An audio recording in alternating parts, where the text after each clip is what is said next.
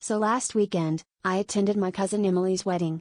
It was a lovely outdoor affair, complete with a picturesque gazebo, fairy lights, and a cake that looked like it was sculpted by the gods themselves.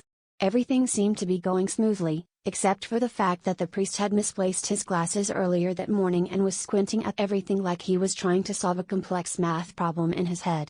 Of course, none of us thought much of it at the time, assuming it was just part of his quirky charm. As the ceremony began, the usual wedding melodrama unfolded: tears, heartfelt vows, and Emily's adorable flower girl deciding that the aisle was the perfect place to practice her breakdancing skills. However, what really caught my attention was when it came time for the vows. The priest, squinting harder than ever, began to direct his speech towards the best man, Dave, instead of the groom, Mark. Now, Dave had always been the jokester of the group, and he took it in stride, winking at the audience. We all chuckled, thinking it was a harmless blip in an otherwise perfect day. But then, the priest, still sans glasses, turned to the magnificent wedding cake and earnestly asked, "Do you, cake, take Dave to be your lawfully wedded husband?"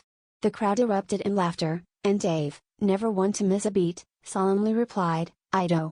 At this point, Mark was doubled over, laughing so hard he could barely stand, while Emily was simultaneously laughing and mock glaring at the priest. Meanwhile, the priest, oblivious to his mistake, continued with the ceremony until the cake was ceremoniously kissed by a very amused Dave. The reception was filled with jokes about Dave and his sweet new relationship, and whenever someone passed the cake, they offered their congratulations to the happy couple. As the evening wound down, Dave, in a fit of comedic genius, cut the first slice of cake with the same care you'd expect from a newlywed.